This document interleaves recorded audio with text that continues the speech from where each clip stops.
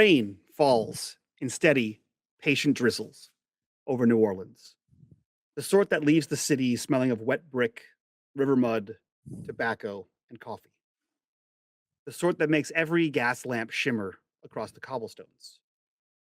The train station slowly disappears behind a veil of steam as travelers scatter into the evening, umbrellas blooming like flowers across a gray sky.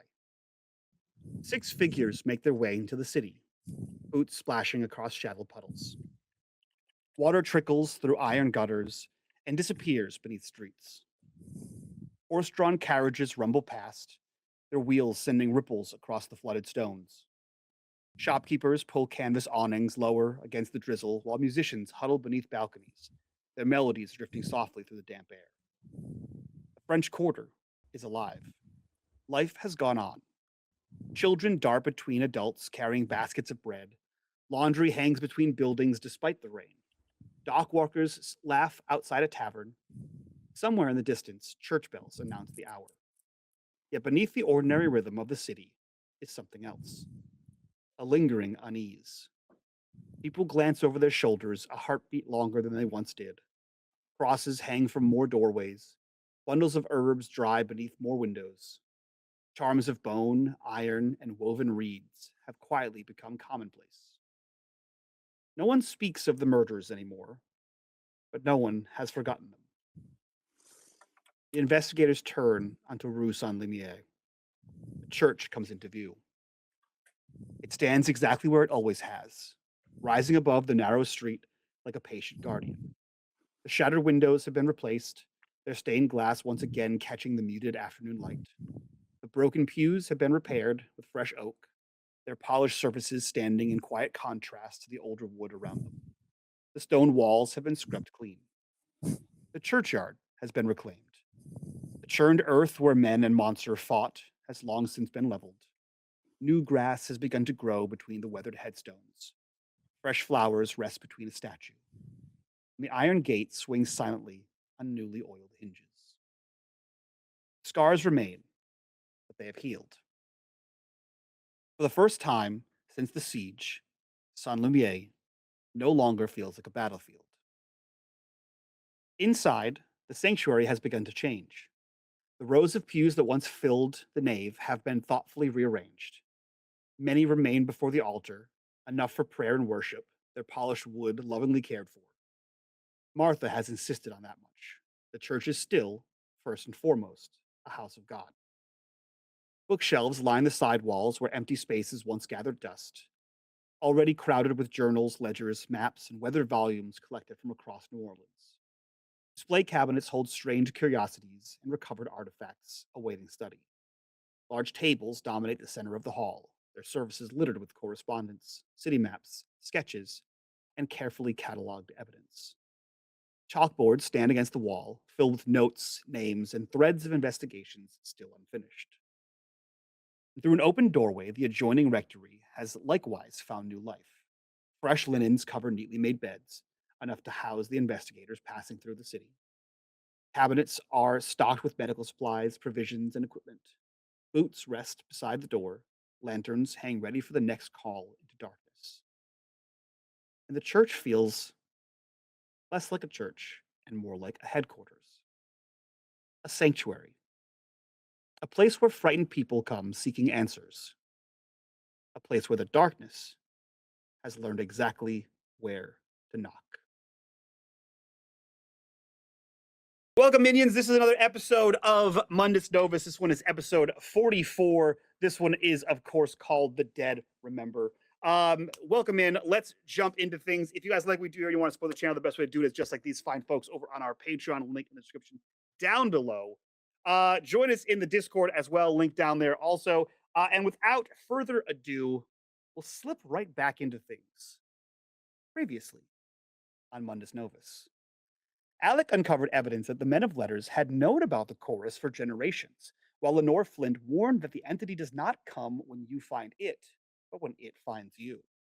Cyrus and Wyla discovered the flooded ruins of the New Orleans chapter house, revealing hidden records, a cryptic letter addressed to the Watcher, and a wall carved with the names of both past and present society members. Reunited in New Orleans, the investigators met Lucien Dubois, whose unnatural presence and inexplicable knowledge of them suggested that their growing conflict with the chorus had already begun to draw new players onto the board. With that, we return to Église Saint-Lumière, the Church of the Holy Light, where our five and Lucien, investigators have returned from their visit to the train station to retrieve one Alec McKinley and, of course, Emerson. The six of you find yourselves within the hallowed, unhallowed, who's to say, walls of Église Saint-Lumière. What are you all doing as you arrive? New thoughts in head, new items in hand, and a new companion in tow. Well, I think the first thing Cyrus will do, as we kind of just enter in, is he'll turn to Alec and say, "We've done some renovation here, so hopefully there's enough bookshelves for your liking. We tried hard to have plenty of space for you." Looks good. Alec is distracted, glances around the room politely, but his eyes continue to draw back to their new friend, Lucien. Yeah, and I think Signy hasn't gone. Her attention hasn't wandered too far away from Lucien either, and I think she would have asked him in the course of their travel here. So, Mr. Dubois, you said your name was Lucien Dubois? Yes. Have you lived in New Orleans your whole life, or? Yes. Very good. She's like, oh, well, we've been here for about 6 months and a week. Yes. The first week felt like it was, I don't know, at least a year. But Yeah, that is true. and the Please next come 6 in. months felt like it was a mere month or two. It's amazing how that happens. Time's Yes, crazy. time is very strange. Please come in and make yourself comfortable. She gestures towards like a seating area. I'm afraid it's not fancy by any means, but we're making do with what we have been so very graciously offered. Lucien does he stops right at the steps, and he looks around as if he is either looking for something or noticing something. Then what are the stairs made of? Like, are they The wooden? stairs are stone. The base of the church is stone. The base of the stone. Very good. So he kind of looks at the stairs, and then he kind of steps slightly off to one side, looks to the left and the right of the staircase itself. Huh. And then he walks up the steps and into the church. He offers no explanation. Signy just clocks him doing that. Kind He of looks interest. Oh, go ahead. I'm sorry. He does when he walks in. He looks around, kind of left, right, kind of gives it a good sweep. I see you all have been quite busy. Do you know Yeah. this church? Know of it only by reputation. It would. There was a time some decades ago when it was very well attended, but it fell out of use. If I recall correctly, there were matters of power which befell it. Perhaps you know something of this. I have not been in this building, so the details of that are not known to me. Much of my information comes secondhand, mostly through my family. Well, your family has a right of it. This place is a bit of a nexus of different arcane power, but the more you sit in here, I'm sure the more you're gonna feel it. But I know for me, it was a bit overwhelming. Can I interest you or anyone else in perhaps some tea Yes, or please. something stronger? Alec raises his hand. All right. Great. So Cyrus will kind of go off to the side to where they have a little bit, or I guess probably in the back. He'll go and put some tea on while everyone's getting settled. Alex takes off his gloves and his hat, scanning the room as he's settling into Lucien's presence, and sits down, casually resting an elbow on the chair next, around the table, and says, "Please, Lucien, sit down. Tell us how you think you might be able to help us, and maybe we can introduce you to who we are and what we do." Of course. And of course, if you have other questions, I'm sure you do, um, please ask.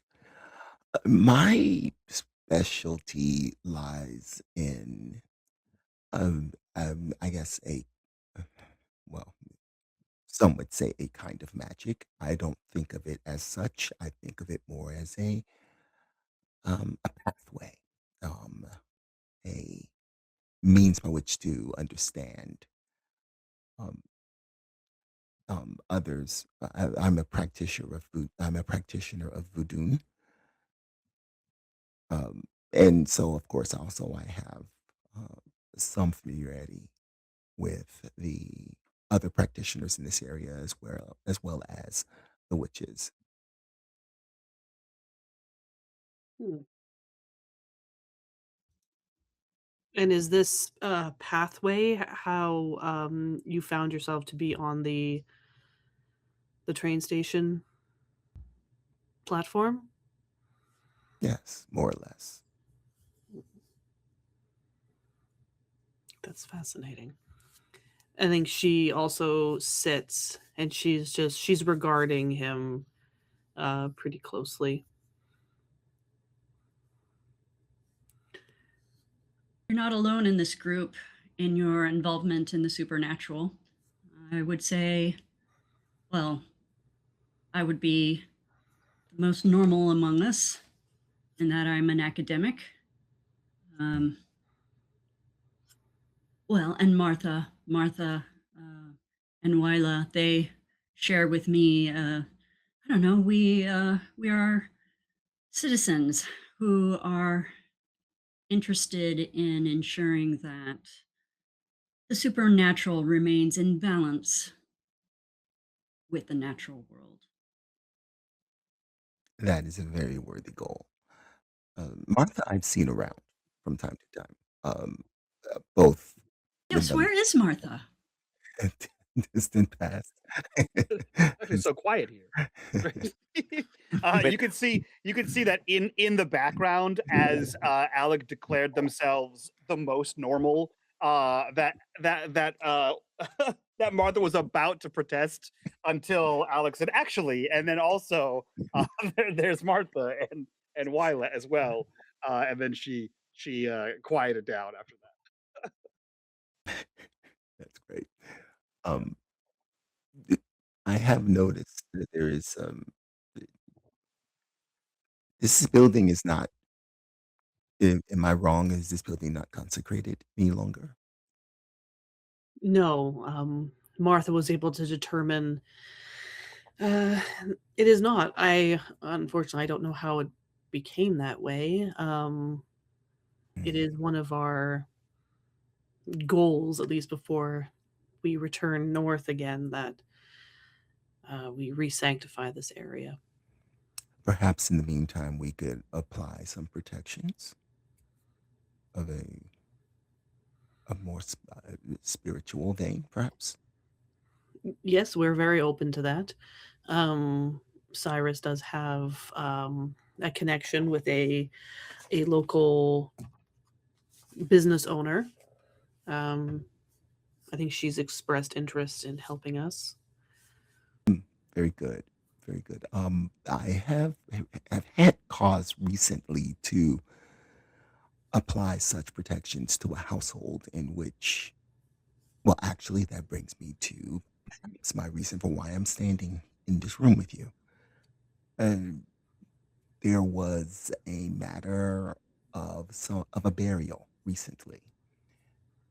It seemed that that person did not wish to stay buried, and they came back home. So I have had to put up wards around that home. They returned back dead or alive? I suspect probably more the former than the latter. However, they were not available for me to inspect, so cannot speak entirely to the veracity of this. Though I did swing by the graveyard, and things look disturbed. In the wrong direction, and so as opposed from going outward in, it appeared to be inward out in terms of the graves. And then I had an encounter with several individuals while there, and it was a uncomfortable exchange. I thought it best to make a tactical retreat. That sounds harrowing. It was unpleasant. She glances at Alec and then back. Well, so it seems we're here to help you and not the other way around. I'd like to think it would be a mutually beneficial relationship. Fair. I guess what's good for everyone is good for the individual. She kind of makes a face. She's Cyrus just like furrows. Is like, what? where's the tea? He's like, have you heard the whistle? Not Did you yet. try to reverse engineer what's good for the goose is good for the gander? Is that what just happened? Maybe. Okay. It's like it's good for the individual, but what's good for the whole is also good for the individual. You know what I mean? Lucien demonstrates no change of expression at all. He nods sagely as if you made perfect sense. She did. You guys just aren't on her level. No, I'm just kidding.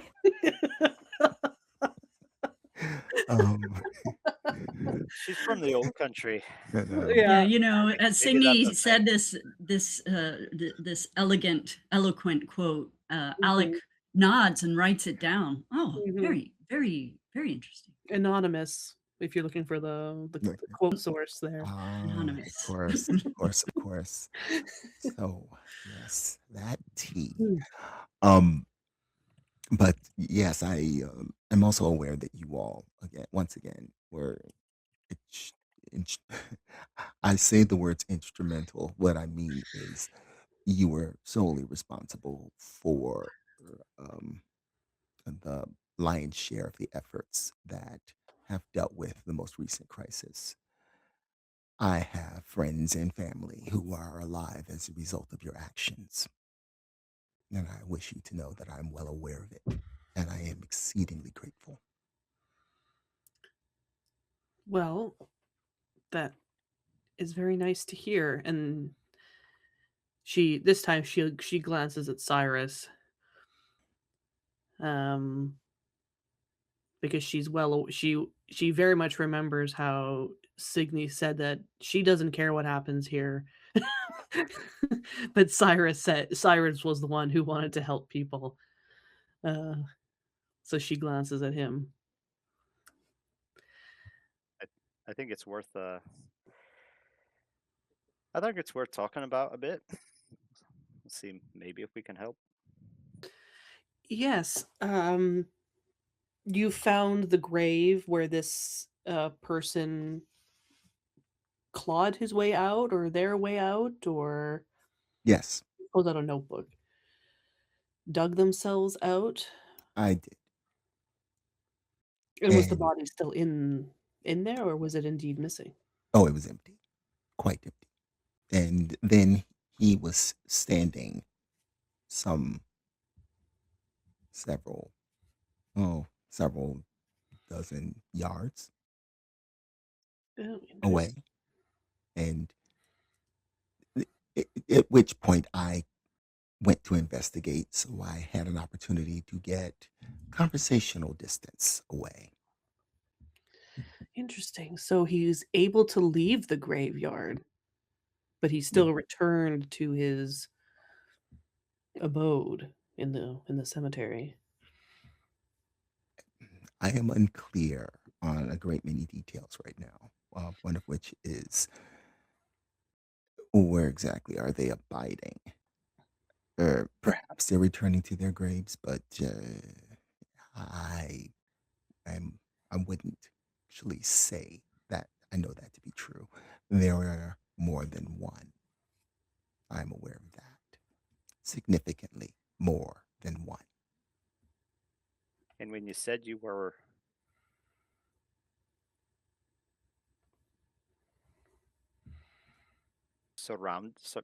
I don't remember exactly what word you said, but you said in the graveyard you were interacting with a group, with many. Were they all of this form, or were they some that were more of the living and I less can't, of this in between? I can't say.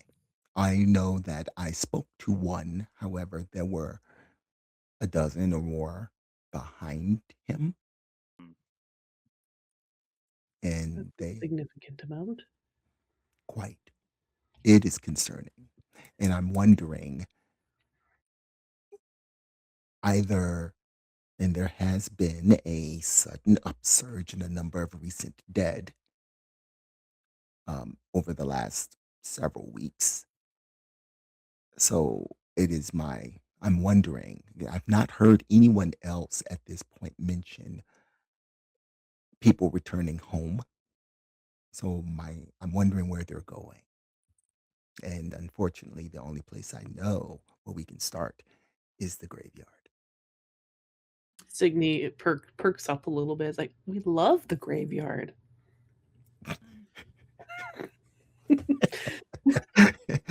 And she's like a teacher with her legs crossed, like with her notebook out and her writing implement there. It's like, yes, we love the graveyard, actually. Did this individual look dead? Was he a zombie, like dead form, or I have some familiarity with zombies in the process. I wouldn't exactly say he looked like that. However, he did not look alive in the conventional sense. And Mike, forgive me if I'm trying to remember. Did he seem to have an unnaturally mobile mouth? That's a That's what she good. said. Like here it goes. I'm saving that in the memory banks as a terminology. There was a situation at the end of your involvement, right about the time you decided I should go. Is when he said something to you. Actually, I believe it was the other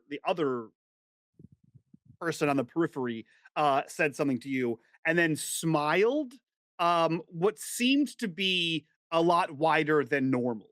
And it was a very like slow creeping across the like a very and dead in the eyes. Yes. The smile did not reach the eyes. Oh, And yes, then you saw several other faces make the same face. and I relate that. Yes, they do not move, or at least they don't smile in a way that is anything close to natural.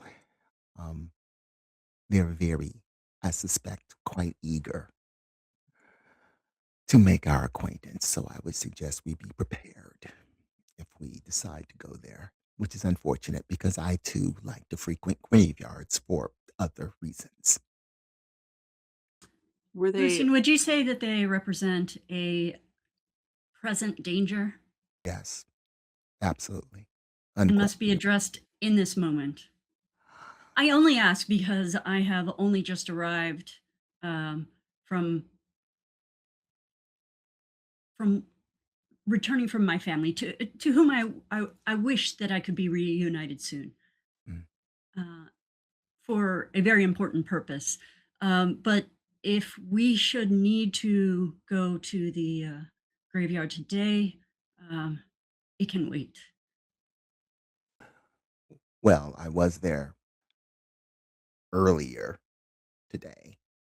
What was out there earlier this evening, Mike? Is this all the same day? If you'd like it to be the same day, I mean, the Okay. timeline can line up for me. Okay. I was there earlier today. Um, I would presume we would be hearing screams in the streets if things were kicking off. Kicking off. um, I like that. not the normal phrase for him to use. Yeah. If things were happening, I presume we would be more aware of it. So I don't know that anything is imminently happening. However, please, I understand. I will accept help in any way I can get it at this point. So Hey, Mike, go ahead. just out of game, or above board. Have either Cyrus, Signy, Martha, Wyla, have we heard anything that would, just around the city? Because we've been in the city, and we've been asking questions about all sorts of stuff, right? Would we have heard anything that would resonate, I guess, about, you know, zombies or walking corpses or people? Like, have any of us maybe heard anything? You have not. Interesting. Okay. You have heard that there have been that there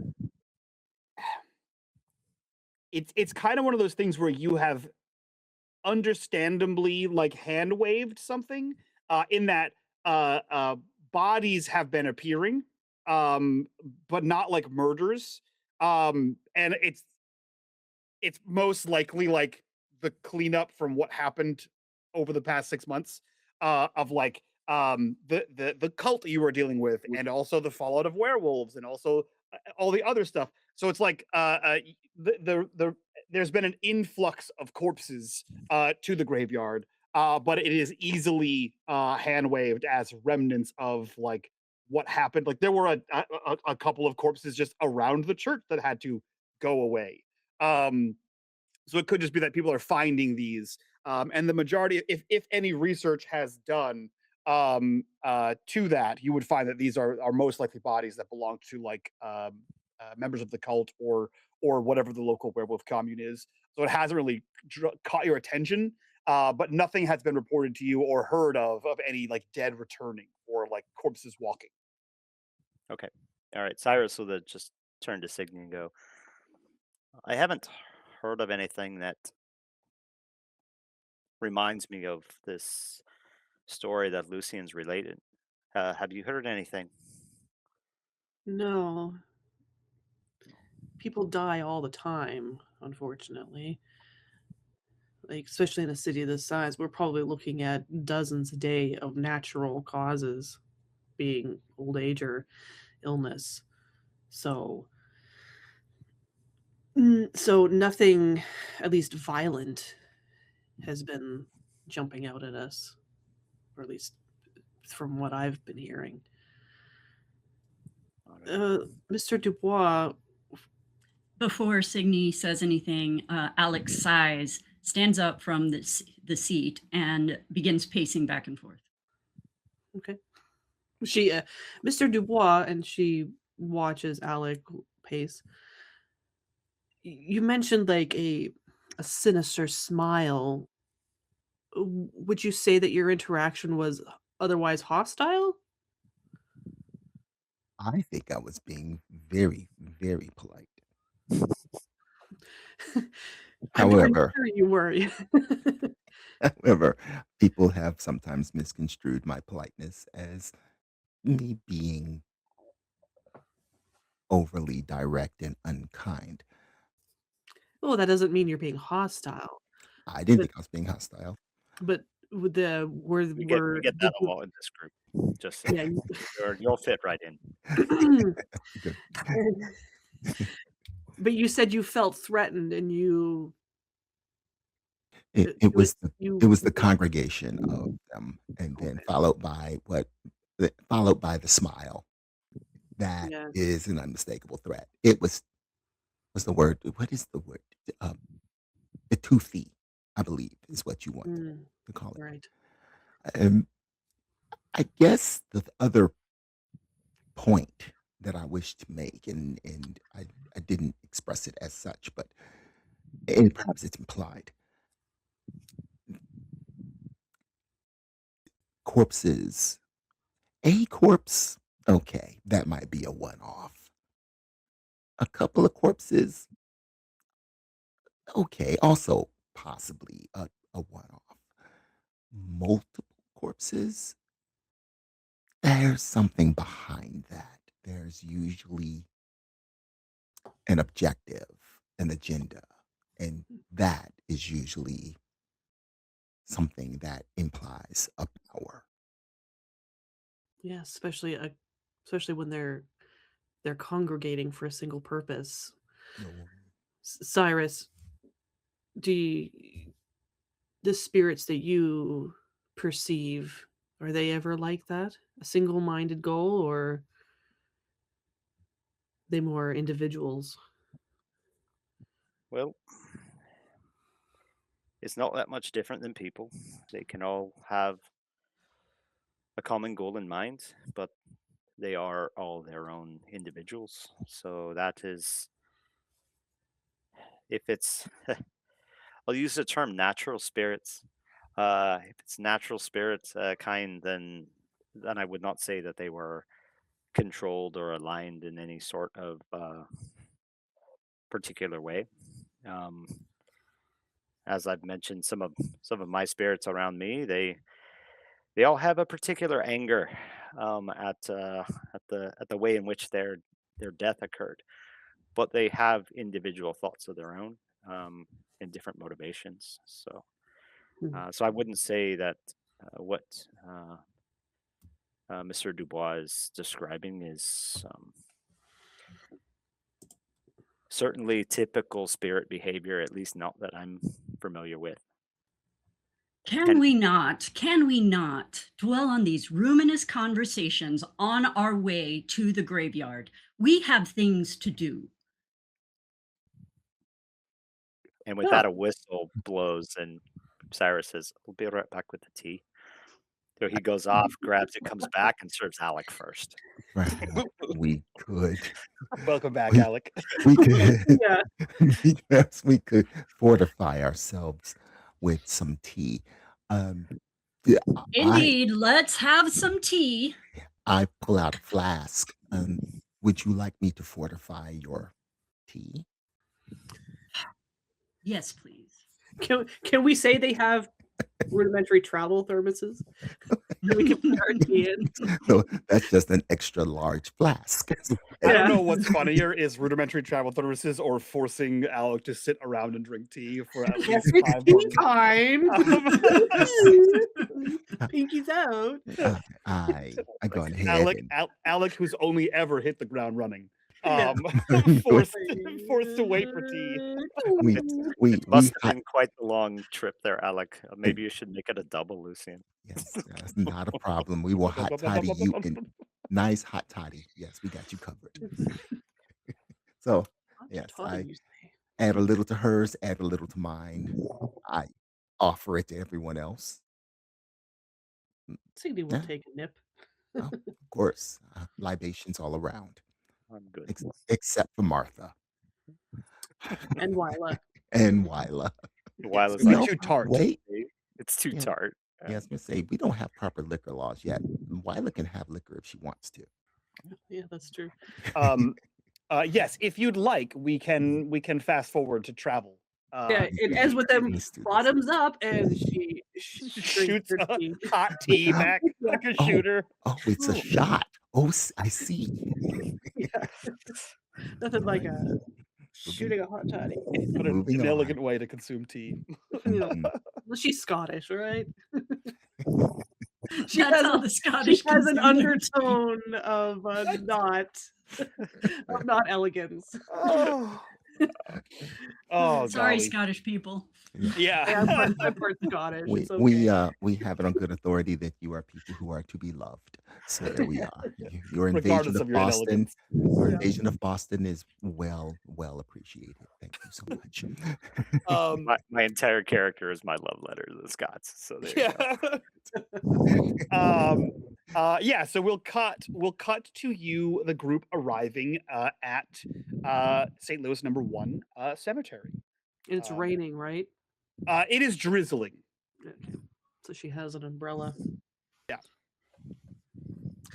You arrive. The cemetery is much the way you remember it on your last travel, collectively, both Zalvi and the rest of the group. Although the rest of the investigators, you are here for different purposes than last time.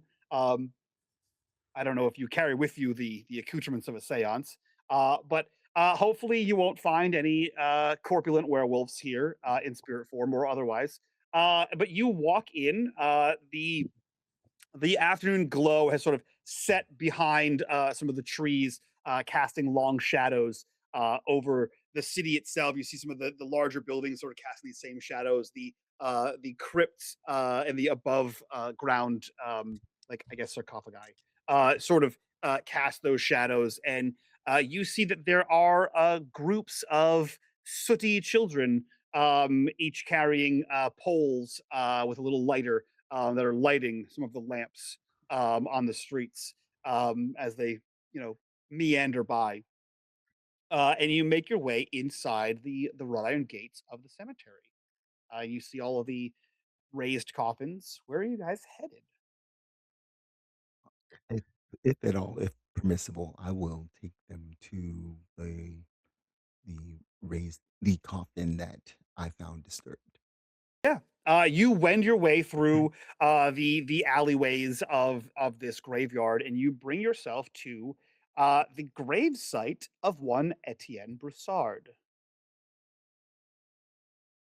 As soon as we see the name, just eyebrow Right. goes up. Huh. I'm trying to remember down of I don't know if Lucien knows that this is an issue.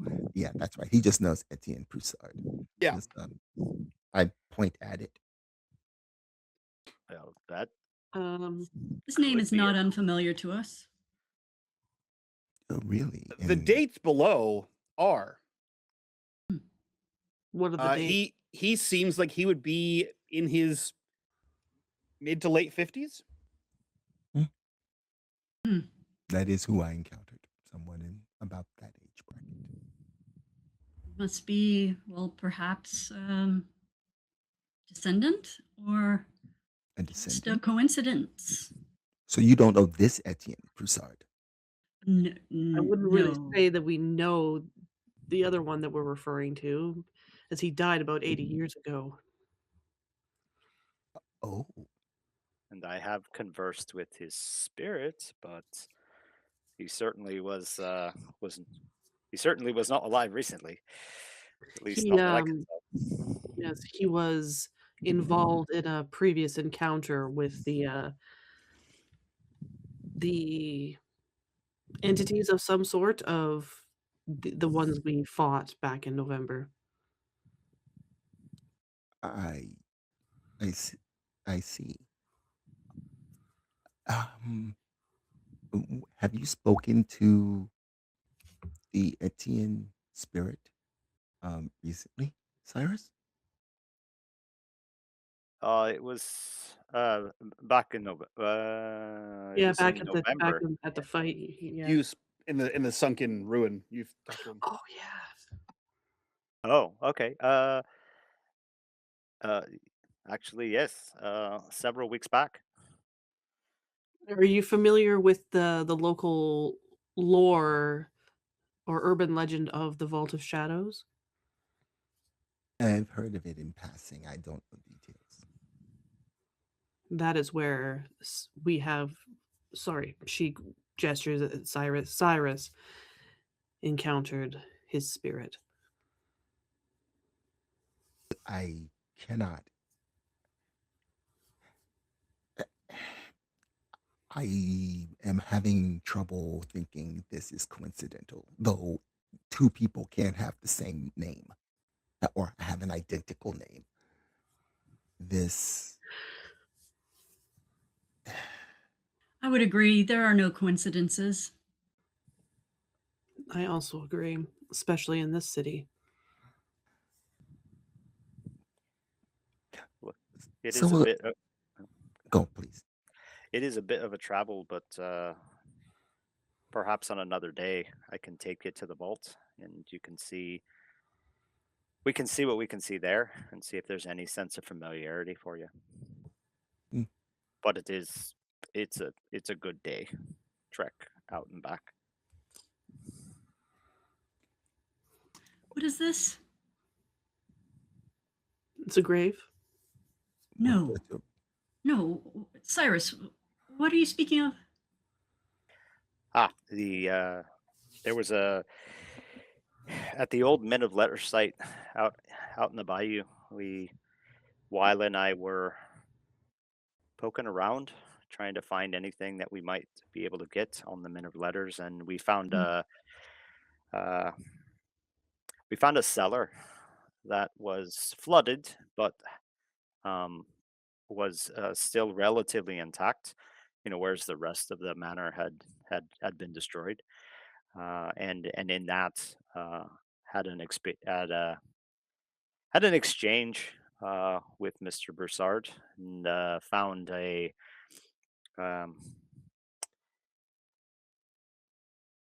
really I guess you can call it a message for us that I brought back, And some books for you to look at. I brought some Books? books as well. Yep. And what was in the message? John doesn't remember. I don't think you opened it. In the letter, you didn't open it. That's right. I'm Yeah. like, okay, I didn't open. I remember I didn't do much with the books.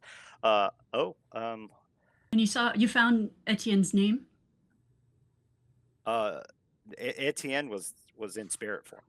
In spirit form. Yes. But I the see. letter, no, I didn't open the letter. I knew you were on your way, so decided for us to all look at it at the same time. Wyla found some carved names on a wall. Some we know already, and a couple that we didn't, of the old Men of Letters. Which names? She flips through her notebook. Etienne Broussard, Claudine Mercier, Rene Duvalier, those we've known already. But then there was a Samuel Blake, Lenore Flint, Lenore. and a T.W. Arch. God's help us. Same You- names keep popping up. You over know and these over. names? Do you have more to add to that?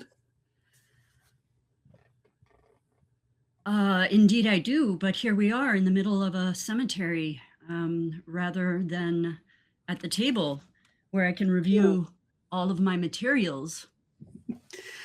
Signy will step forward, and is this grave like an open grave? I No. imagine it's erased. It's not. Yeah. open. So just as a reminder for New Orleans, none of the graves are like sunken into the Oh, ground. They're right. all like built in stone. But no, it is a stone, basically like a rectangle. Like a sarcophagus. But it's flat on top, with like a vase on there, but it is closed. Okay. Hmm. And it was closed when Lucien found it as well. What he found was Etienne was at his grave attempting to open it. Okay, sorry. Signy will then she's gonna walk around and she's gonna investigate the grave, see if there's anything on the stone, symbols or anything. You can see that there are dead flowers inside the vase that are on here. I don't know if Signy's any sort of horticulturist, but they look like they're probably a week old, if not a little bit more. Not a week dead, but they were put there about a week ago. They've had enough time to, age and die in said week. The jar looks overfilled, probably because of the recent rains. But other than that, you see a couple of like chips on the lid, so to speak, likely where this person was trying to get in from. But nothing here looks disturbed. It doesn't look like there's like anyone was trying to like move this place. It doesn't look like anything was trying to like like disgrace this corpse, this grave rather, or there's no looting, signs of looting or anything, or There's correct. no Nope. obvious grave desecration. Yeah, no desecration. what's the date, like the date of death on the epitaph? The date of death was a little over a week ago. Okay. Let me see if I can pick up anything from the spirit world, maybe. We'll see what we can do. So Cyrus will fish out of his bag his crystal ball, and he'll just make a loop around the sarcophagus, and see if he can pick up anything that would be just not visible to the naked eye, any residual witchy bullshit, or anything that was like that he can maybe figure out. Absolutely. Go ahead with your crystal ball. You can give me an observation to search for clues. If Cyrus is willing, am I able to assist in his witchy bullshit? If he's willing, you can give him a bonus of 1 on assisting. Sure. All right. Alec is also pouting as Alec does, and is kicking clods of dirt and breaking them apart with their walking stick, and in the process essentially trying to look around in the dirt around the grave. That's quite impressive, though. Very nice. Very nice Quite job. impressive. That's going to be a star for you. Yeah. It's all because Lucien helps. It's all downhill for the rest of the season. That is Cyrus's peak right there. In fact, whatever's happening to Cyrus, he's actually going to die now. Oh my God. Cyrus, you're dead. You observe the much Grim success. Reaper coming Yeah. to issue you to your demise. Great. That And is too much success for John to have.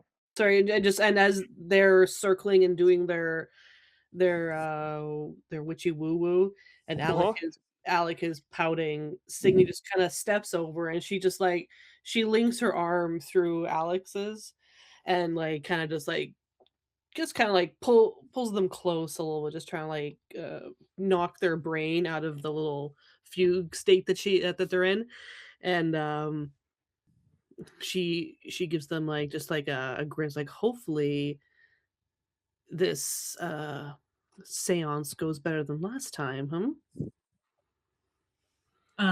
Alec is at first quite tense, and you know how when you're angry and then somebody's being nice to you, your first Someone reaction tells you is to calm down. Call the F down. But then visibly inhales and exhales and says, "Indeed, Signy, Renee is very far away." She like takes their hand and pats it and gives it a squeeze, like, I know. We'll get you home as soon as we can, okay? I promise. I'm sorry. Who's Renee? Silence. So see. four successes, huh? Alec like It's okay. looks over to Lucien, like because they had thought this was a private conversation, and my son, Ah, continue on. and he nods. All I can think of is like in those like when people are on the phone in public and then you have the audacity to be like, oh hey, I know that guy too. And they're like, what? I'm like, oh, I'm sorry that your private conversation invaded my public space. Mhm. Thought it was an uh, everybody conversation. I apologize. yeah, you're 4 feet away. I thought we were all here. We're all in this together. My bad. So you get the brush off from Alec, which is basically a greeting. And as you turn back to Cyrus, Cyrus, you have crystal ball in hand. You sort of set this on top of the mausoleum of Etienne, um, and you hear nothing at first. This is something that you have begun, unfortunately, to grow accustomed to. Whereas you're used to hearing the constant whisper of voices, with more increasing regularity, you have reached out to these spirits and found nothing. Um, you can still sense your spirit companions, but they are at the periphery of your mind, your vision, your auditory senses. It is if they are, it's as if whatever is affecting you, whatever has caused your spirit companions to be bound to you in some way, imagine there were a bubble around you, you being the center, and they Yes. have to stay within this bubble. Mhm. They are at the furthest they can be while still being attached to you, Got it. is the feeling you're getting. Um, and not like they are being pushed there, like they are actively pushing themselves away from what you're doing. Um, you hear a voice, quiet and close. He's not there. You hear a voice of an elderly woman, and you can hear the waver in her voice. She seems afraid. This is not a voice you recognize. And you hear quiet sobbing.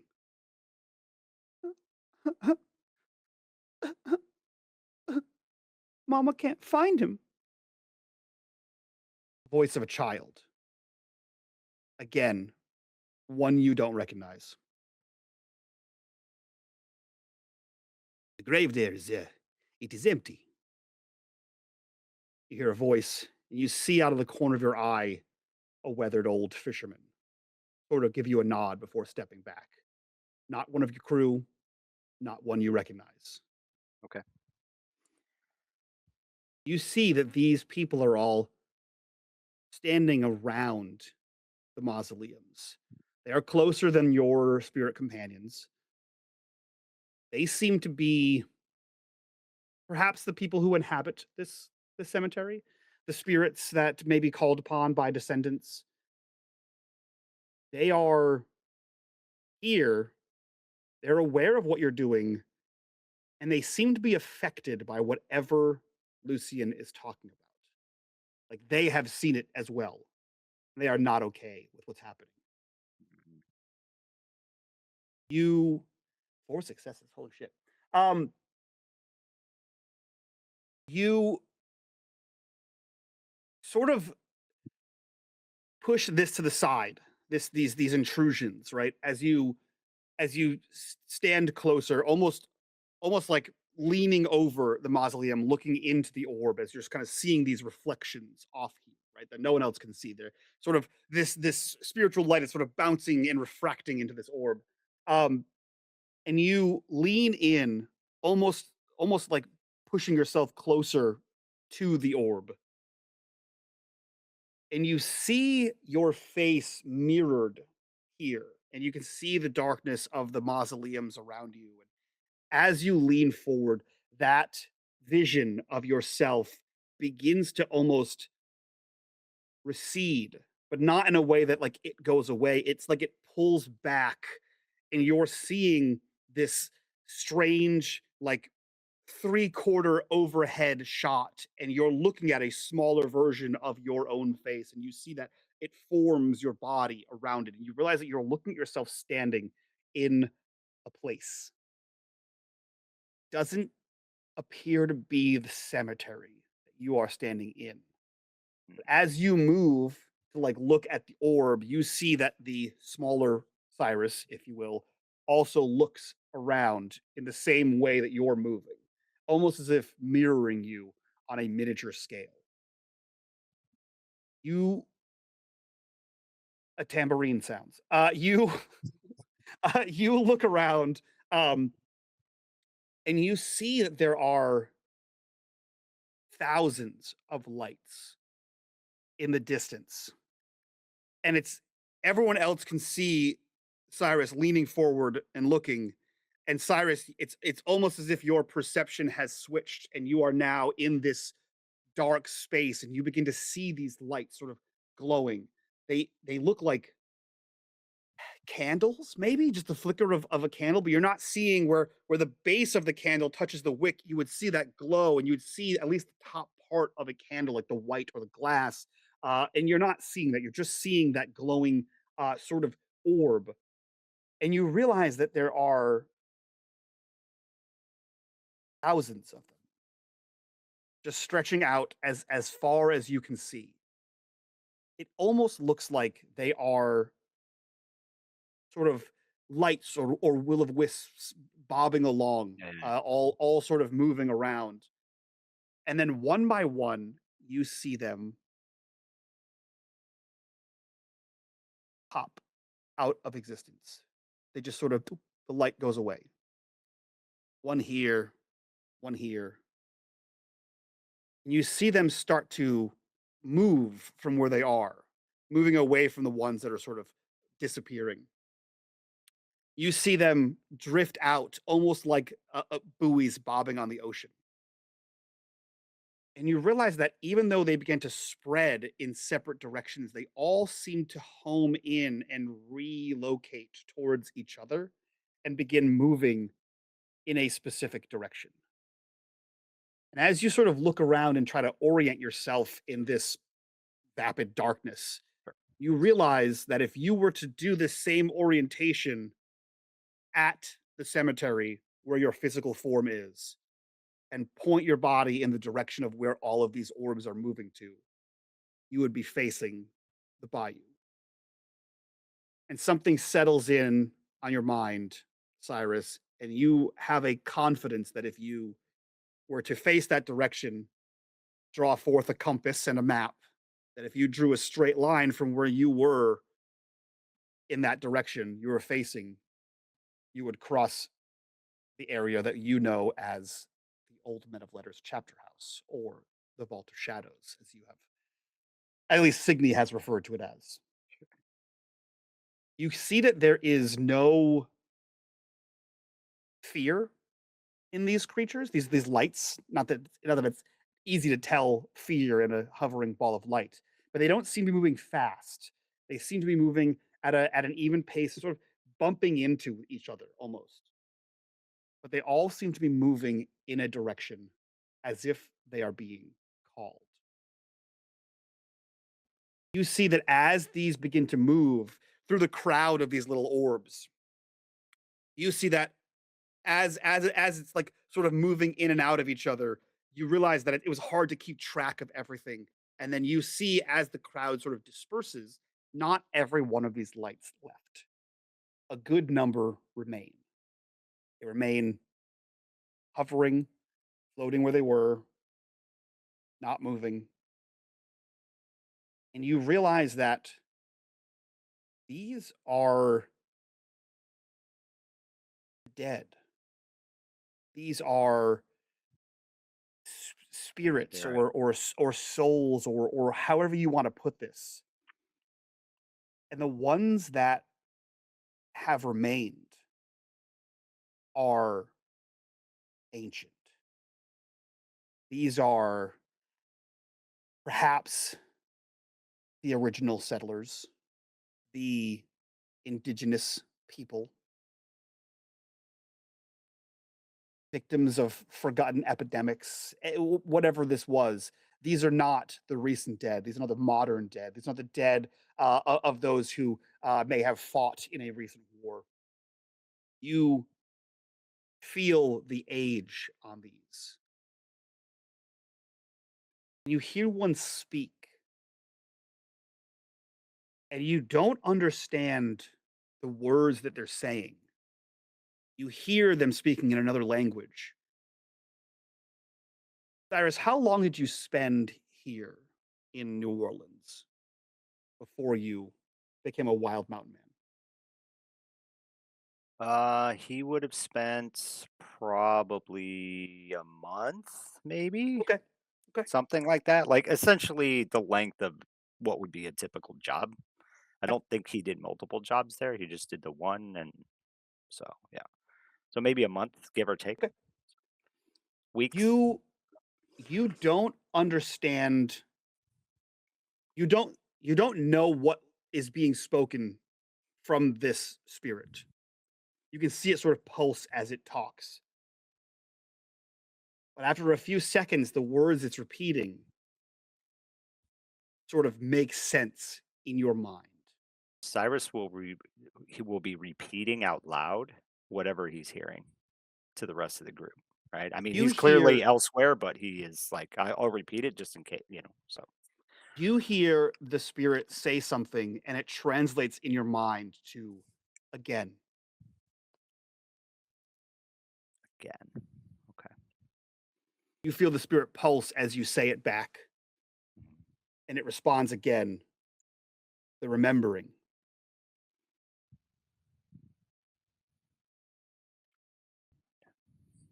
Okay. Can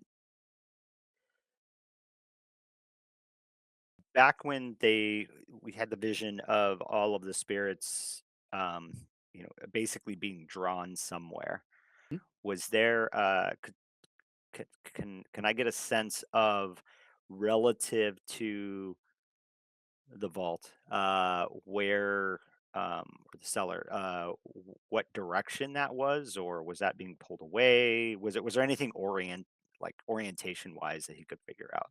Yeah, if you're fairly confident if you orient yourself, they're going straight towards where the men of Oh, letters. they are going there. They are, Okay, yeah, okay. they are. I Yeah. wasn't sure if they were there and getting pulled somewhere else. Okay, No, got no, it. they are Okay, moving towards that. Yeah. they got it. Got it. You Okay, hear good. the spirit speak again. It happened before your people came. And there's something about your people, Mm, the way that was said. It was not said in a way that means you and your companions. It yeah, is not something that is like the men of letters as your people. There is something here that is deep and othering about the phrase your people. And for whatever reason, you comprehend what is being spoken as Choctaw. The voice that is speaking to you is some sort of ancient Choctaw elder. yeah. Okay. And you feel, as you focus on this, you feel a hand materialize on your shoulder. Just a hand as if placed there to reassure you.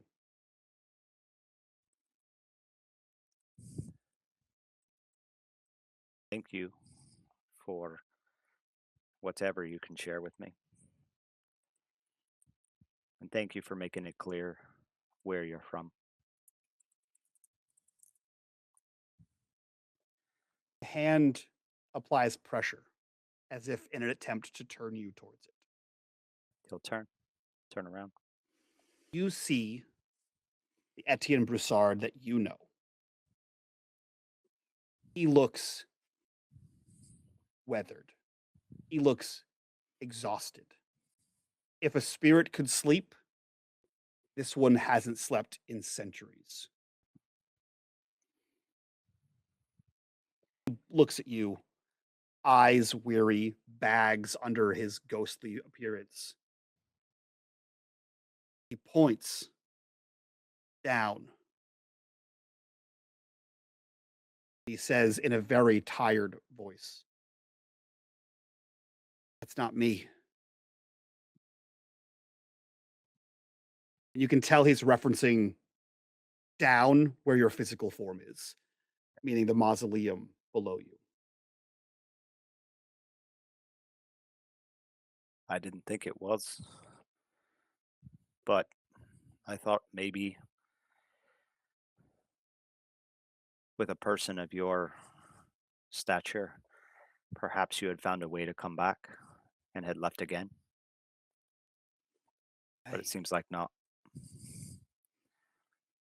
I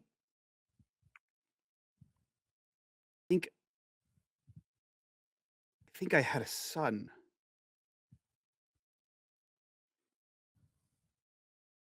But and you see him look up and his eyes meet yours. And then you see his eyes flick over your shoulder and then go wide. He lets go of your shoulder, steps back in an almost like retreating, stumbling manner. And you see him take another step back, eyes still wide. And you hear him as he turns away from you. Don't let it. And you see him run. And you see his spirit form be almost like as if tackled by something you can't see and gone.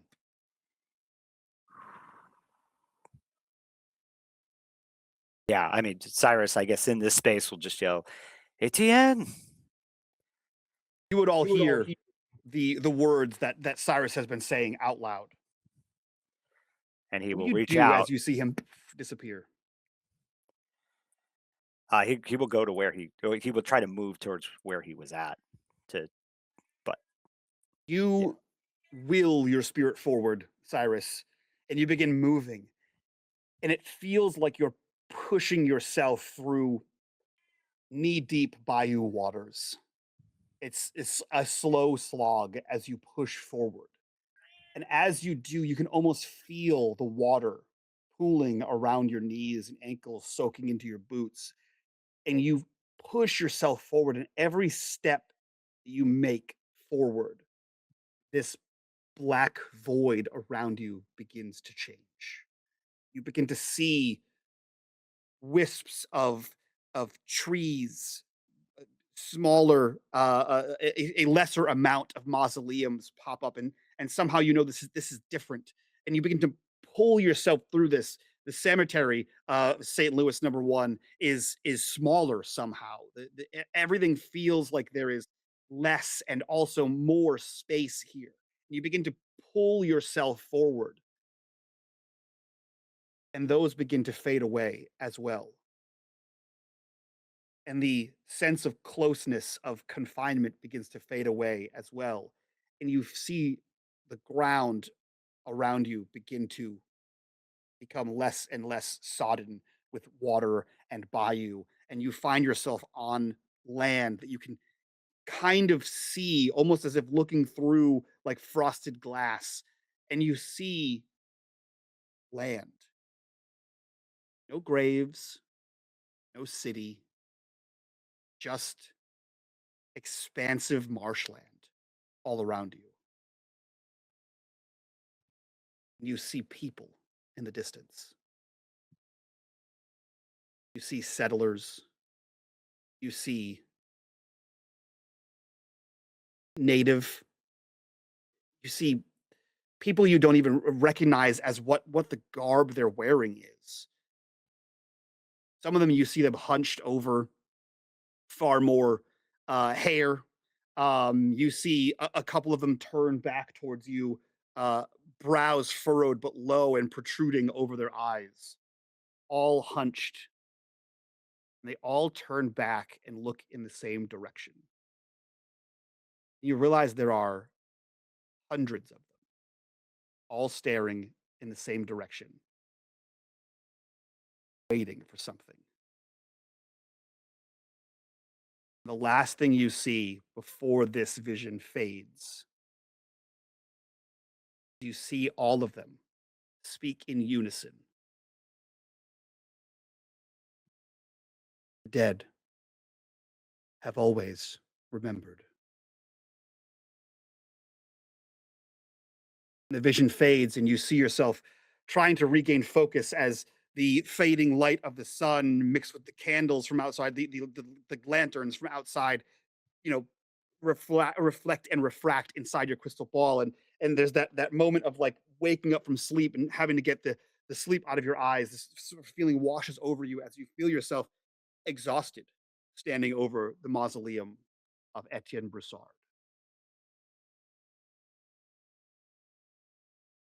Insignia has gone to his side as he started, like, after he called out the Etienne's name. She gives a kind of a alarmed look to Alec, and she goes to to Cyrus's side to see if just to make sure he doesn't need help. I'm all right. It's You okay? yeah, strong, very very strong vision. The Etienne is um, perhaps a son, not the same, not the same one, not the men of letters, but I think a descendant. Okay. She puts a hand Our on her shoulder. our Etienne said that he thought perhaps he had a son, but he couldn't remember for sure. I don't know how much of that did I say out loud? Did you get some of it at least? The, It's hard to be in the two odd places. name from time to time. What was the You said one thing you again? said? Again, yes. Again, yes. The remembering. The spirits are being driven, are being drawn, pushed to the same place. It seems like where the men of letters set up their manor. There's something special about that place, and then a vision of ancient peoples, perhaps even in the same place. There's something about that. We already know that the ley lines converge there in a unique way. Perhaps there's something else even more ancient there. There is You know more. indeed. Mm. All right. Let's So you I said it's need to drawing rest. all spirits. You said It's many. I don't think it's all, but many. Most are gone, but some remain.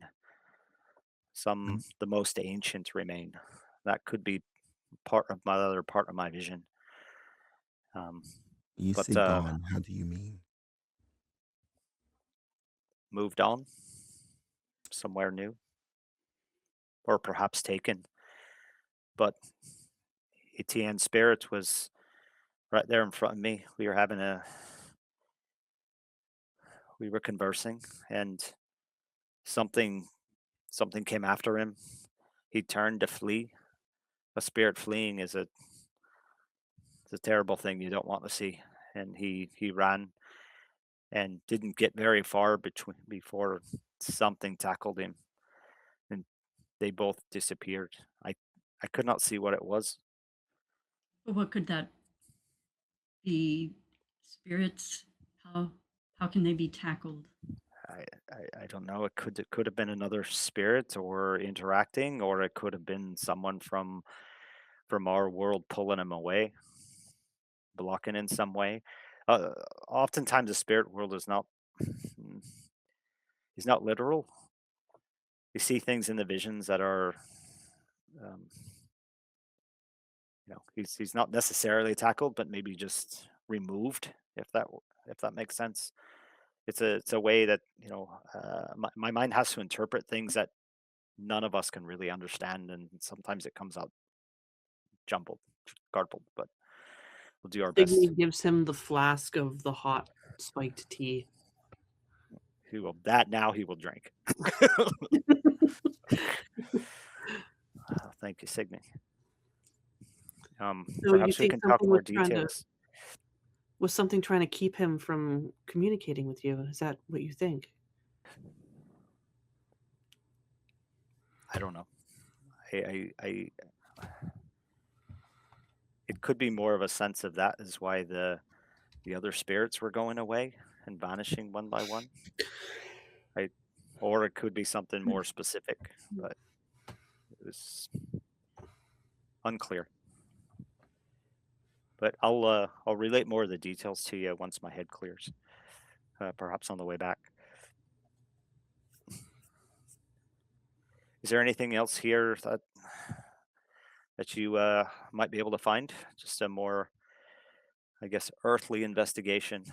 So Yeah, I've not done any specific material investigation. We could at least take a walk through and see if anything catches our eye. I think Signy and Alec would excel at that. And for your part, Lucien, thank you for your help in this. It was much easier to focus in these graveyards. It's the number of spirits make things, as you well know, quite a mess.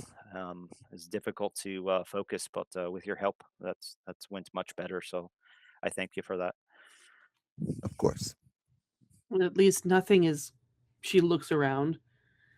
Nothing has crawled itself out of its grave like last time. Oh, I Has don't see it? any. Yeah, she looks my- around. both, I think Signy and Alec have done some physical looking around. Did they Yes. see anything? You Yeah. look around, and despite, maybe not despite, but yeah, despite Lucian's description of what he heard or what he was told or how it was interpreted, there's the only new activity at graves appears to be when one is buried. There don't seem to be any disturbed graves. Those that look older, they look like they have not been touched in quite some time. There are flowers on numbers of them. Nothing looks like it would indicate a corpse, coming out of its own grave or getting back into its own grave. Everything in the graveyard looks, unfortunately, like it should. So either these corpses are incredible landscapists or masons. They're not actually coming out of the grave.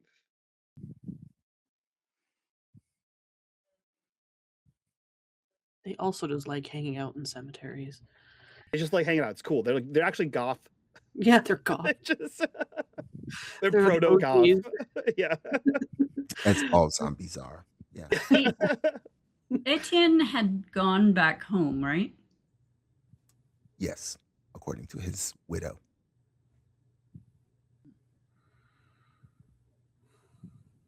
Perhaps not physically. Well, she said he knocked on the he made clear his desire for entrance, and I think then he did enter his home. Well,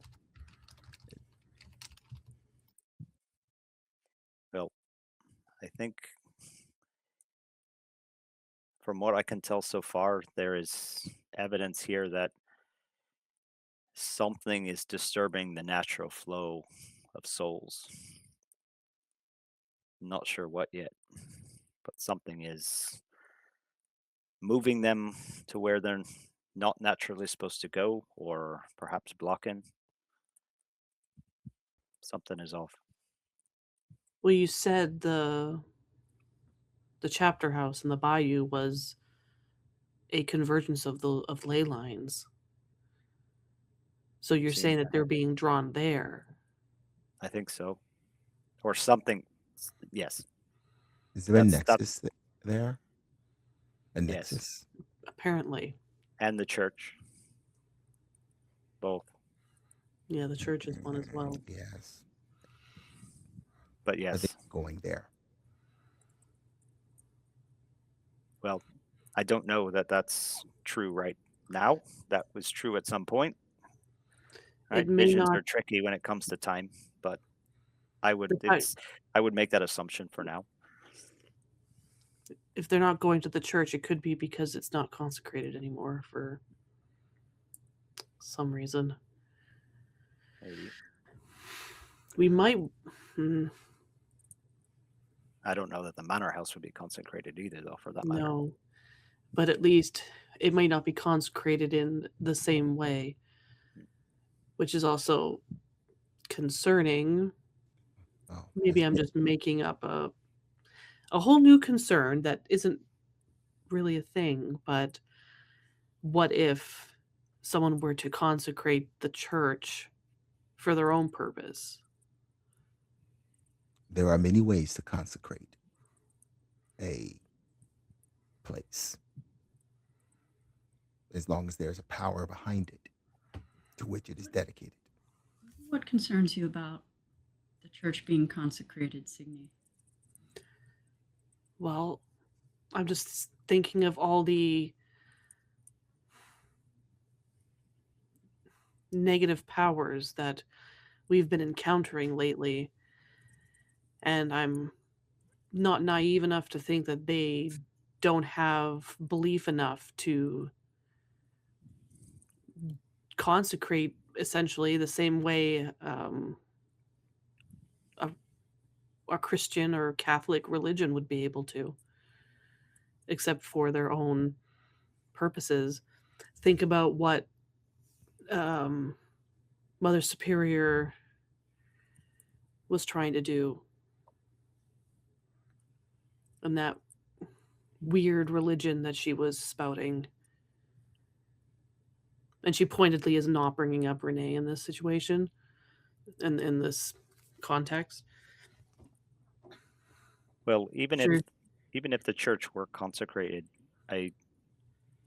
having these souls be drawn there would be just as unusual as them being drawn to the old Men of Letters site.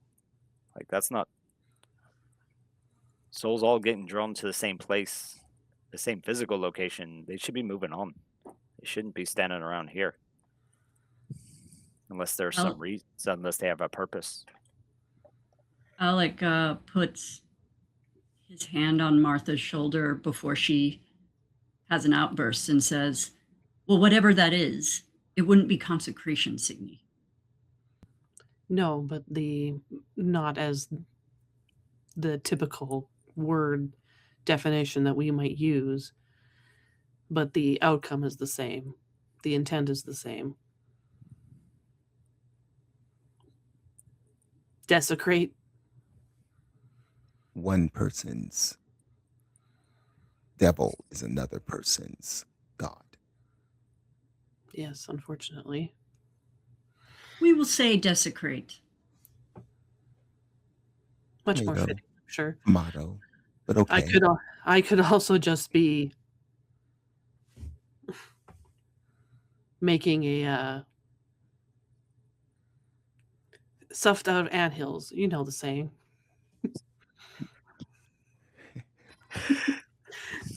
Mountains out of molehills? Has Signy That's right. forgotten how idioms work at all? No. Or... No, but I do recall how she was like she was like, oh, grease palms and line pockets, and she switched them up. Yeah.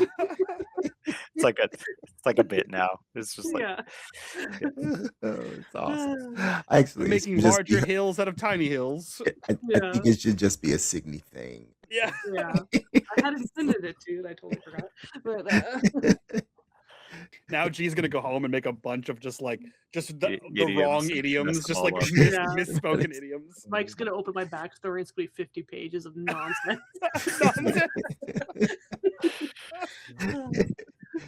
But because Signy also think I might be making a mountain out of an anthill here, but you know, we also have a piece of the chapter house sitting in the attic of the church. So, True. what if there's a way to connect the two? And she takes the flask from Cyrus and takes a drink herself. Realizes go- she's been secretly emptying it the whole time. Yeah.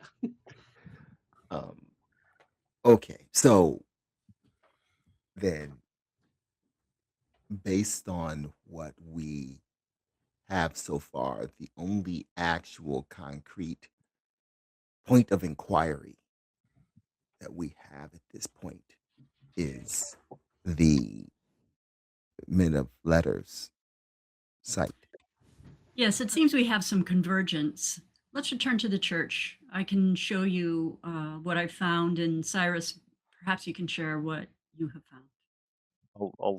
I'll share the letter that I found, and I'll hand you the books as well. Very good. And on the way, I'll try to give you as much detail from the vision as I can remember, and he will do that on the way. Just Thank We- you, Mr. Dubois. This was perhaps not a total waste of our time. I do aim to please. I can't wait till the stoic off between between Lucien and Alec. just we like do just have- like an exchange of one word. Yeah. Like, yes, maybe, Right. no, question, But answer. so much is conveyed in the utter lack of expression in the face. And this time, Stigny links her arm through Cyrus's just in case he needs some support, and she just kind of leans in and is like, "They haven't missed a beat, have they?" Or might get burned in the crossfire. It's as if she never left. Yeah. And she squeezes his arm, and then Meanwhile, Martha's in the back of the back, and she has an arm through Wyla and goes, "They make a cute couple." As they, as they travel along. Wyla says that. No, Martha. Martha would never say that. I know, that's why I said it. That's right. There you go. So we cut from here back to the inside of the church, where you have all had time to prepare your miscellaneous tomes and books and paperwork and notes. Obviously, Lucien has deigned to join you all to hear more about what you're going to do to help him. But you are collectively inside here around a table, I would imagine. Alec, I believe the floor is yours. Alec looks around the room to see where, I think it was Cyrus who carried their bag back, and opens it up. It's a big Mary Poppins style carpet bag, but it's filled with books, and apparently this time no clothing or anything of that nature, and begins to pile them up, all of the books, muttering as they do so. And where might that map be? And organizes a large pile of books, and then completely ignores them because that is not what they are looking for. They say "aha" as they pull out a rolled map, and they lay it out, and they pull out the Book of Ley Lines, which is called the Book of Ley Lines, and lays Subtle. that out, and then then on top of that, a journal of notes. And Alex says, first I found this. These cylinders, these wax cylinders, and you've seen them before. You put them in a phonograph, and they provide a message, a recording, an echo of someone's voice. Unfortunately, they are somewhat damaged, but I have been looking into creating some repairs. Perhaps we might be able to pull more from them. But what I was able to find, let me see, where is it? Where did I take note of this? And in this case, Melissa is actually also trying to find the notes, which, Here it is. It said, we've begun to call this entity the chorus. The chorus is not invading our world. It has always been here. We've merely given it names. God forgive us. Arch was right. Now, note Arch. Where else have we seen that? EW Arch. TW Arch. Indeed, as I was looking inside of this case, there was this map, as you see here, and upon it, you can see the name Arch as well. And across this map, you see various locations circled. These are called thin places. And you see how, and then Alec pulls out the book of ley lines. You can see here how we have the overlap of the ley lines in this area, but you'll also find a thin place in the same space. Now, Mike, I have a question. Would we find that the other places that there are thin places, Rhode Island, Maine, Colorado, Texas, are those also overlapping places of ley lines, or are they not? The book of Leylands you have is only New Orleans. So it is hard to say whether or not these thin places are always in the same place as this overlap of ley lines, but in this case it is. I went to see Lenore. Oh, How is she faring? Much as she has in the past, I'm afraid. It was difficult to get much from her, but near the end, she seemed to be able to touch that part of her own mind that remembers. And as she did, she wrote out this, and he pushes into the center a list of names, or one of the papers that she had, where she had scrawled all the names, and this, and she pushes out the drawing of Emerson and the word Renee.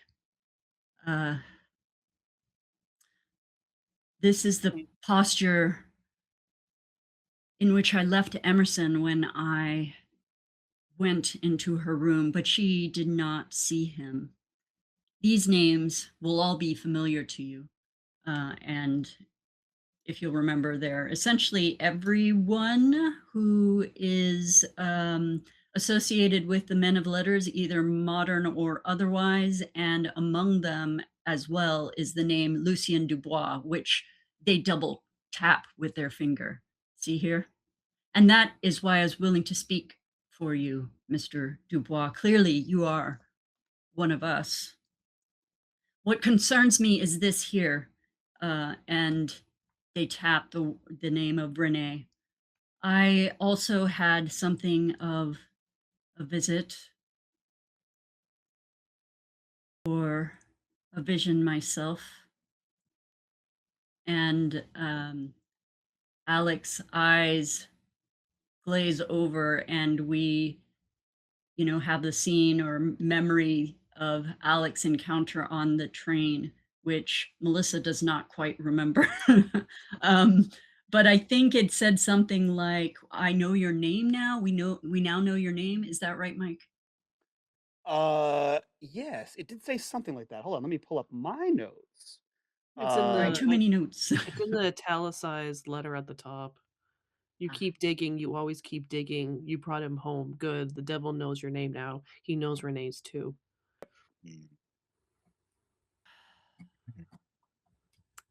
So you see, I'm concerned. Digging. Digging for what? And she points to their notes from the phonograph, the chorus.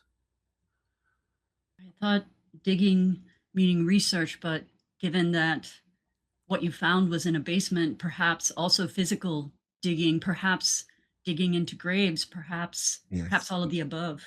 would be She those. looks The voice, like, who do you know who was recording on the cylinders? It was my assumption it was Lenore. Is that right, Mike? That's why I That's went correct. to see her. In the names that Weil and I found in the cellar at the site, Lenore's name was on that site. Was written there. But Lenore has written so many more names, and why was she crossing them out?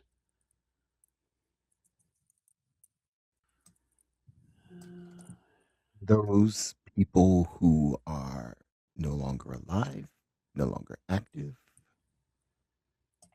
or the names of anyone that you know are still alive crossed out. Yeah, Mike, can we roll something to see if there's some sort of pattern or something to the ones that were crossed out? It's like, well, we're Um, all still alive. I don't. Yeah, you know what? Let's do that. Everyone who is not Lucien can roll me learning. Learning? All right, now we're gonna see if what Cold, Mike said Mike. is true. That's cold, Mike. It's very cold. Okay, buddy. bookworm +2 learning 3 when for looking for me. Holy clues. shit. Ooh, Holy crap! ooh. I am on fire today Look at them because my go. learning is literally 0. My learning is 1. My logic is only 3. I'm rolling almost no dice. Wow. Would you consider this looking for clues in books and libraries? I would consider that Alec considers it that. So yeah. Okay. 1, 2, 3, 4, 5, 6. Oh, just one. What the heck? That's not fair. All right. Okay. Okay. Here's what I'm gonna do. G, go ahead and bank 2 successes Nice. that pertain to specifically the Men of Letters. So these will give you a bonus of 1 or 2 on investigations involving the Men of Letters. You all recall way back at the beginning or the spring of last year when you spoke to an adult woman inside of a sanatorium and then promptly and without cause broke into her house. You Continue. would you care to refute that statement in some capacity? Hey, that was Um, before I got there. That was not me. I'm For That's peaceful. actually no true. reason. That's true. Actually, Cyrus, you have no recollection of this. Yeah. Um, For no reason. Pshaw. you recall a journal entry, a piece of paper, a scrap of note of some kind that referred to something happening in 1721, to which the person responded with, um, "They are all gone. I am the last. I am the watcher. I am the watcher."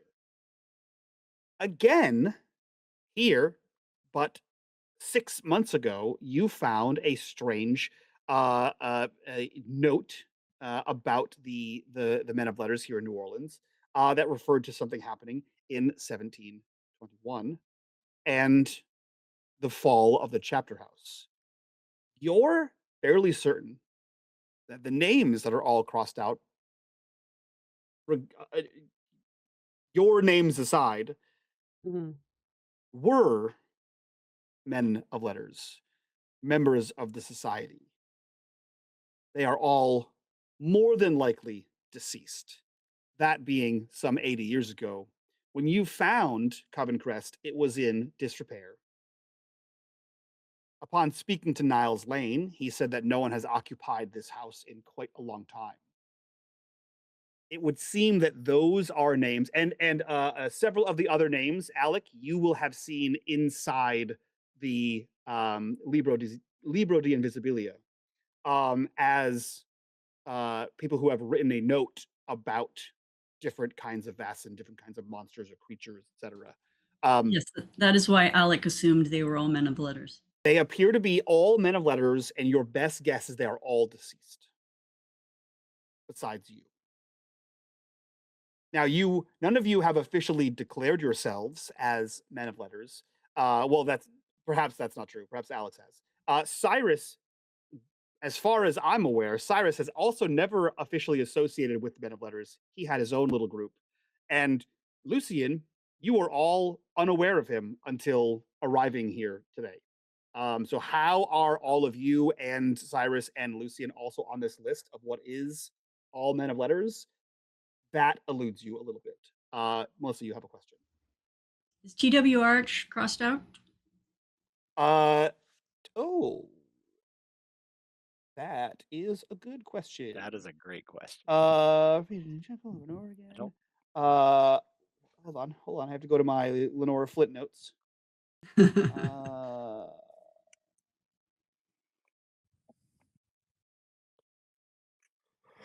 Flint notes.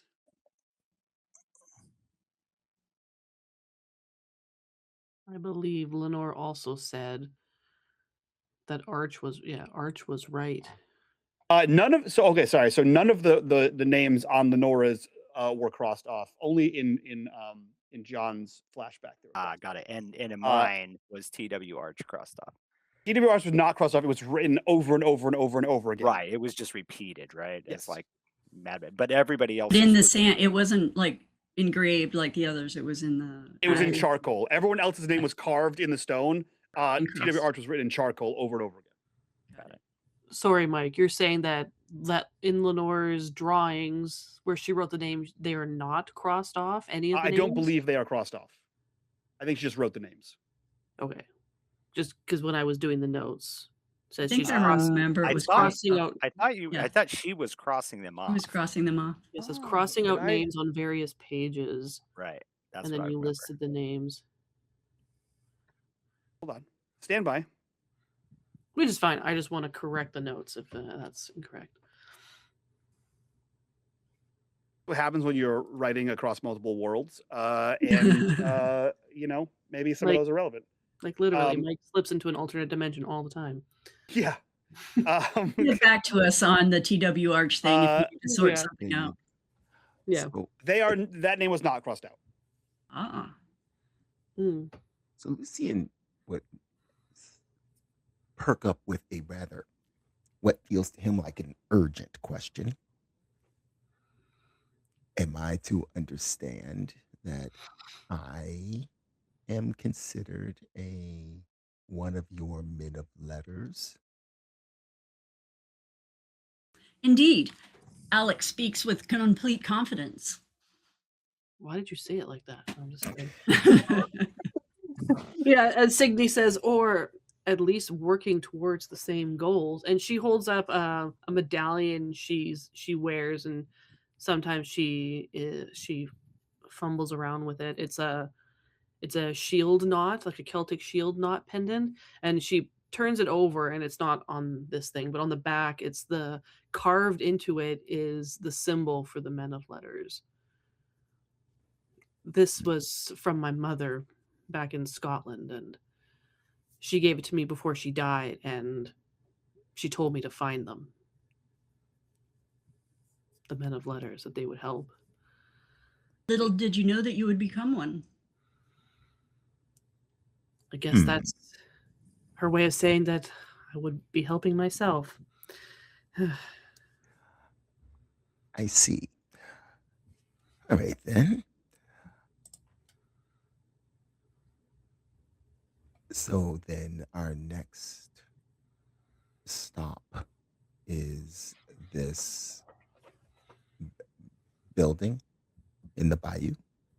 Perhaps we could read the note first. Yes, I have two things that I'd like to share.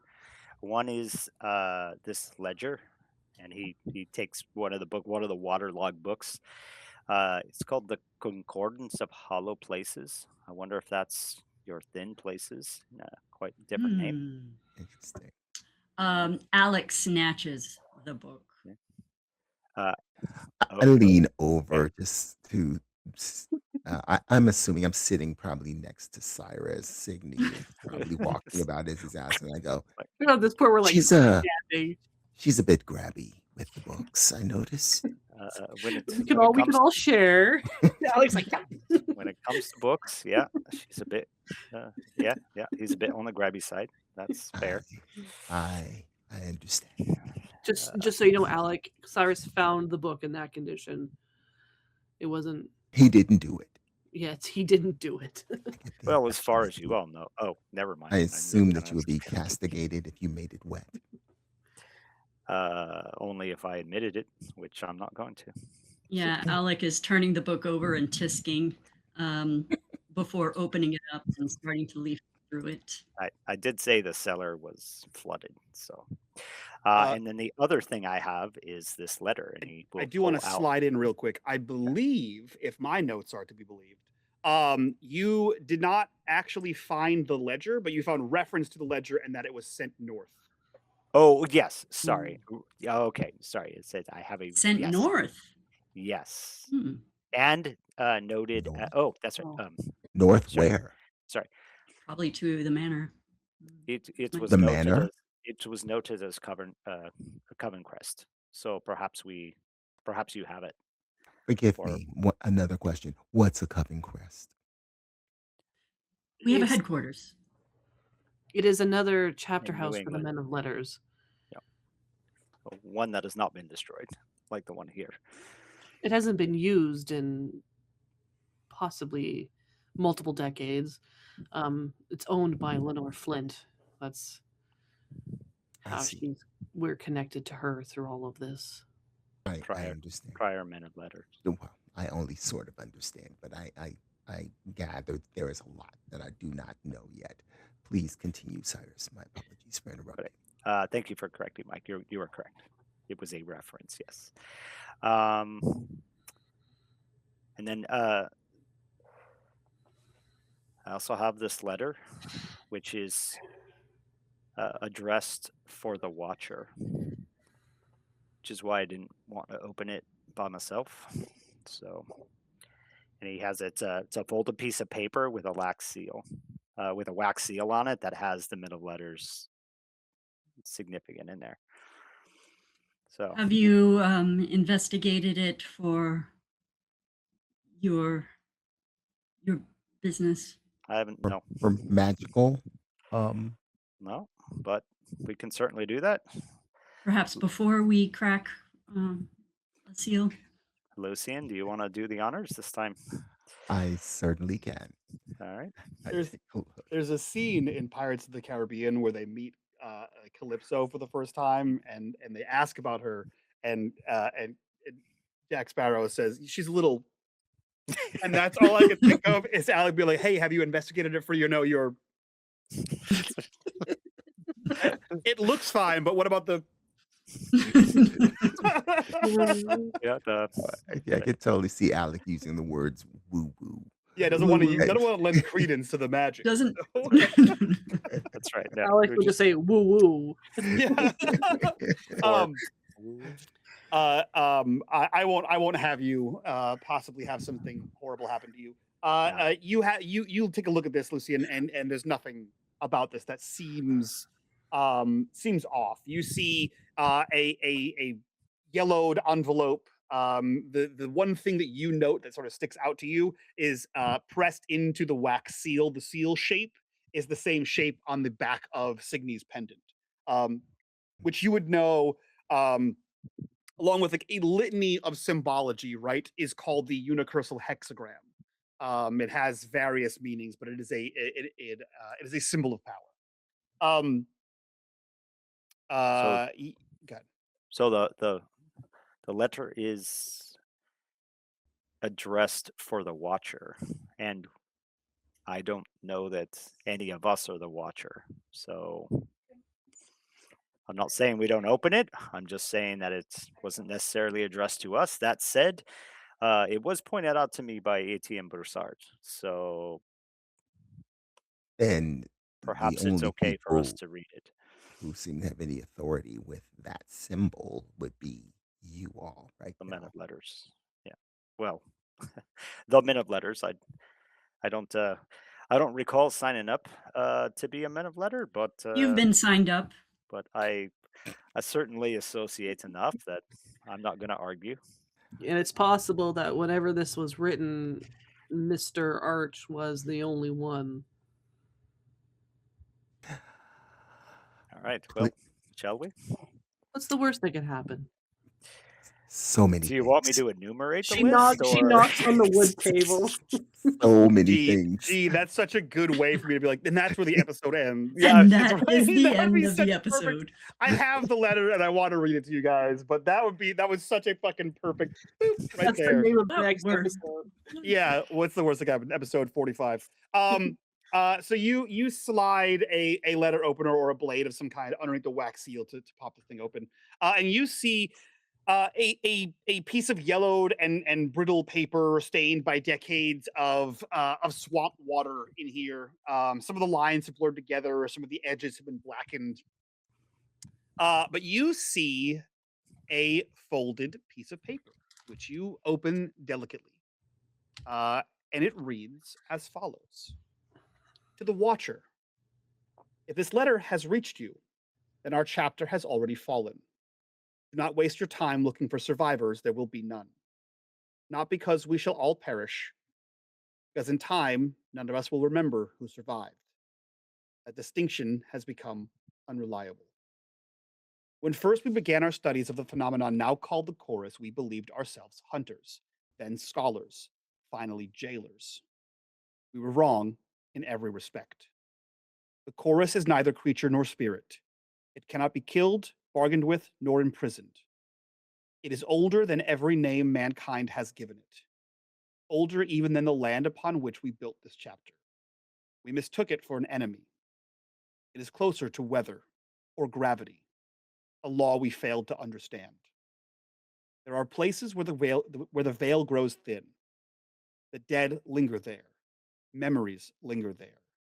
Sometimes other things linger there. The chorus dwells in these places, not as master, but as witness. It remembers everything, every word, every grief, every death, every name. We believed knowledge would grant us dominion. Instead, knowledge invited observation. The first among us noticed the dreams. The second heard voices. The third began writing names he had never encountered. The fourth disappeared. The fifth returned. He smiled. He insisted he had never left. We buried him twice. Should you discover records bearing the name T.W. Arch, preserve them. Do not destroy them. His conclusions were impossible. That is precisely why they must survive. He alone understood where we had asked the wrong questions. We sought to know, what is the chorus? He instead asked, what does it remember? If you begin finding your own names, leave immediately. Do not investigate further. Do not compare lists. Do not attempt communication. Most importantly, do not speak the names aloud. Names are not merely records. Names are recognition. Recognition becomes remembrance. Remembrance becomes invitation. If the names begin appearing, it has already noticed you. I pray this warning reaches someone wiser than we proved to be. Should that hope fail, be kinder than we were. We forgot that our duty was never to conquer the unknown, only to understand it. And everyone else. May God forgive us. May history forget us. Brother Auguste Mercier, keeper of the New Orleans chapter, Men of Letters, October 14th, 1720.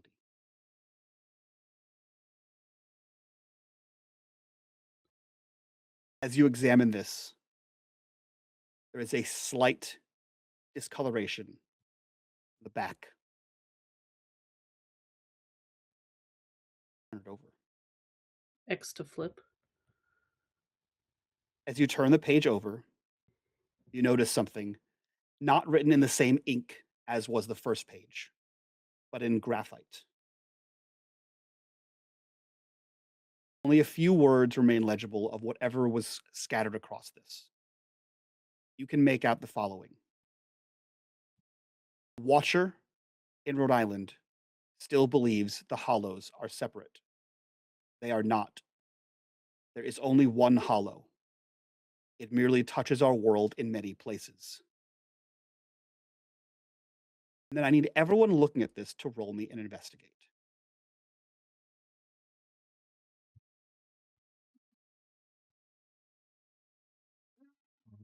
No investigation.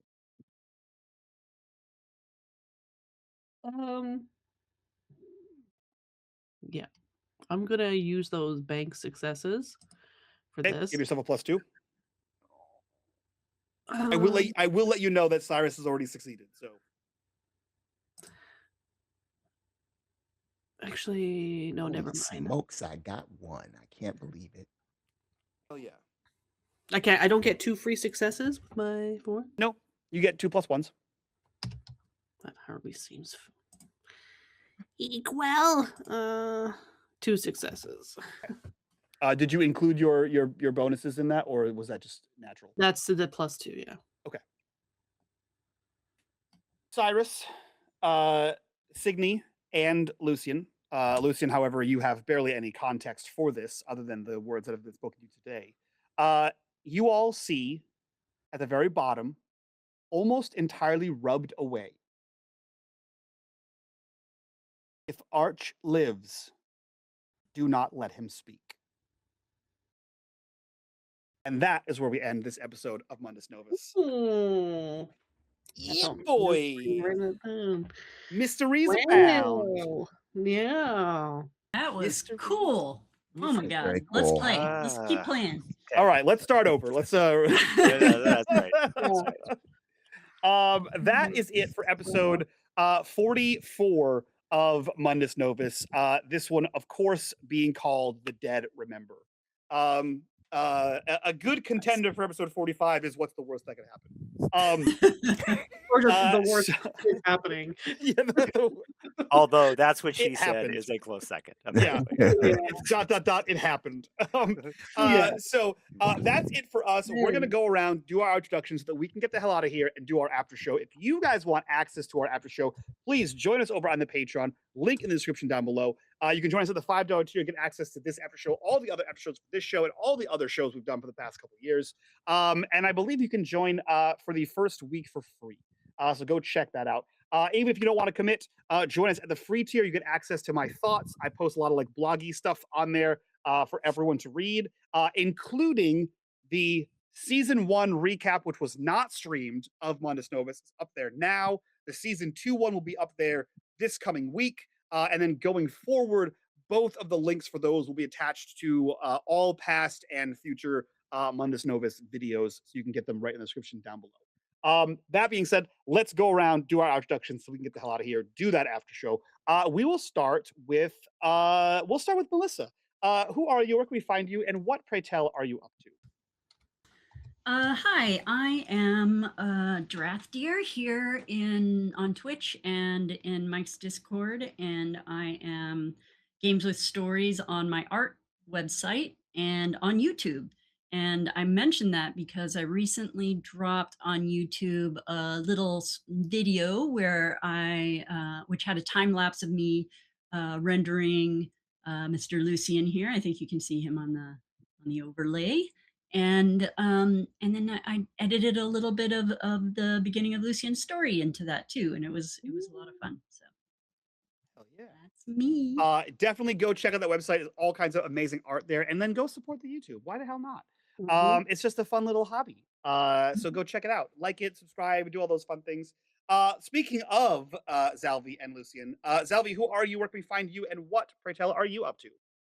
I am Zalvi here on, insofar as I have an internet presence, here with these guys on unMadeGaming and as well as on Discord at unMadeGaming. So definitely come check these people out. They are lovely. I enjoy them greatly. Otherwise, I am nowhere else. And I am not doing anything else as yet, though. That could change. So I'll keep you posted. Oh yeah. Let's jump over to John. Who are you? Where can we find you? And what are you up to? Hello, John. I am Ask Why in the unMadeGaming Discord. Beyond that, you can see me in a Blades of the Dark game that we post on YouTube about once a month. Yeah, otherwise here on in this game. So that's about Yeah. it. And last but of course not least, G, who are you? Where can we find you? And what are you up to? Hello, I'm the friendly neighborhood lightning invoker. You'll find me for all things unmade gaming, either modding for regular streams during the week and playing all the Patreon content. We did have to cancel our one-shots yesterday when we were rescheduled for July 12th, which is a Sunday, I believe. So stick around or come back for that, and we'll have some shenanigans abound for that.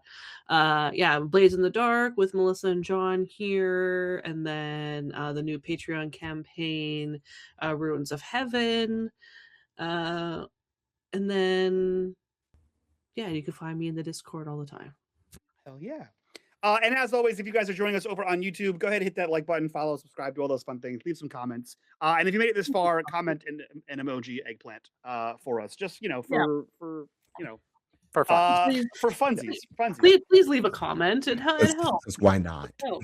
Just why not? The way you said that was like there was like a Jeb Bush thing like years and years ago when he was like running for president, and he was like, he ended his speech and no one clapped, and he goes, guys, please clap.